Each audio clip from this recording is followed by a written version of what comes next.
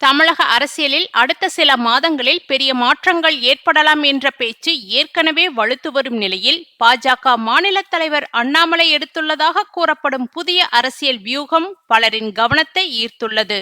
இதுவரை அரசியல் கட்சிகள் பின்பற்றிய வழக்கமான பார்முலாக்களை விட முற்றிலும் மாறுபட்ட அணுகுமுறையை கையில் எடுத்திருக்கிறார் அண்ணாமலை.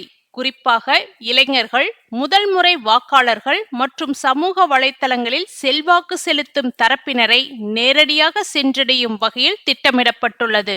சதுரங்கத்தில் வெல்வது காய்களை அல்ல, நகர்வுகளை கணிப்பவன்தான் என்பது போல எதிர்க்கட்சிகளின் அடுத்த கட்ட நகர்வுகளை முன்கூட்டியே கணித்து தனது அரசியல் பாதையை அண்ணாமலை வடிவமைத்து வருகிறார். அதாவது அண்ணாமலையுடன் பாஜகவிலிருந்து விலகிய முன்னாள் மாநில மற்றும் மாவட்ட நிர்வாகிகள் பலர் இந்த கூட்டத்தில் கலந்து கொண்டனர். இயக்கத்தை கிராமப்புறங்களுக்கு எப்படி கொண்டு செல்வது, உறுப்பினர் சேர்க்கையை எவ்வாறு துல்லியமாகவும் விரைவாகவும் மேற்கொள்வது என்பது குறித்து தீவிர விவாதங்கள் நடைபெற்றன.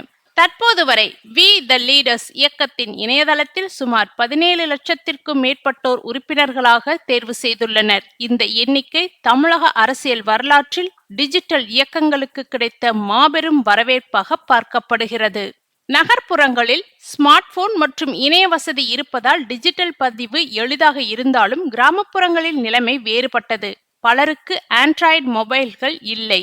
ஆன்லைன் பதிவு முறைகள் குறித்த விழிப்புணர்வும் குறைவாக உள்ளது. இந்த சவால்களை சரி செய்யவே புதிய உத்தி வகுக்கப்பட்டுள்ளது. ஒவ்வொரு கிராமத்திலும் தன்னார்வலர்களை களமிறக்கி தற்காலிக உதவி மையங்களை அமைத்து நேரடி பதிவுகளை மேற்கொள்ள திட்டமிடப்பட்டுள்ளது. முன்னாள் பாஜக மாநில செயற்குழு உறுப்பினர் பழனி கனகராஜ் இது குறித்து கூறுகையில், கிராம மக்கள் எளிதாக இயக்கத்தில் இணைய வசதி செய்ய வேண்டும். தொழில்நுட்பம் தெரியாதவர்களுக்கு நேரடி உதவி அளிப்போம். ஒவ்வொரு கிராமத்திலும் எங்கள் குழுவினர் செயல்படுவார்கள் என்றார். மேலும் தற்போதைய OTP அடிப்படையிலான பதிவு முறைக்கு இணையாக மிஸ்டு கால் முறையும் அறிமுகப்படுத்த ஆலோசனை நடைபெற்று வருகிறது. இதன் மூலம் அடிப்படை மொபைல் போன் வைத்திருப்பவர்களும் ஒரு மிஸ்டு கால் மூலம் உறுப்பினராக முடியும். இது கிராமப்புற மக்களுக்கு மிகவும் எளிதான வழியாக அமையும். உறுப்பினர் சேர்க்கையில் முறைகேடுகள், போலி பதிவுகள் அல்லது ஒரே நபர் மீண்டும் மீண்டும் பதிவு செய்வதை தடுக்க கடுமையான நடவடிக்கைகள் எடுக்கப்படும்.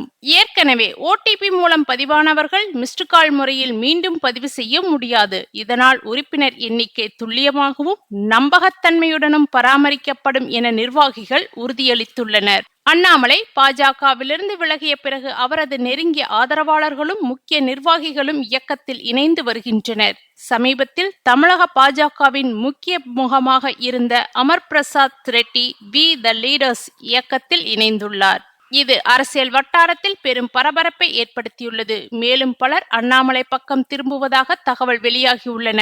இந்த இயக்கம் வழக்கமான அரசியல் கட்சிகளைப் போல் மேடை பேச்சுகள், தேர்தல் பிரச்சாரம் அல்லது அதிகார லாபங்களை நோக்கமாக கொள்ளவில்லை.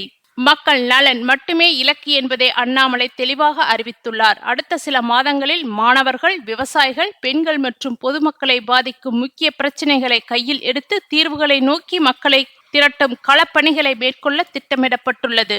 டிஜிட்டல் தளத்தில் 17 லட்சம் உறுப்பினர்களுடன் வேகமாக வளர்ந்து வரும் வி த லீடர்ஸ் இயக்கம் கிராமப்புறங்களிலும் வேரூன்றினால் தமிழக அரசியல் சூழலில் புதிய மாற்றத்தை ஏற்படுத்தும் என அரசியல் பார்வையாளர்கள் கருதுகின்றனர்.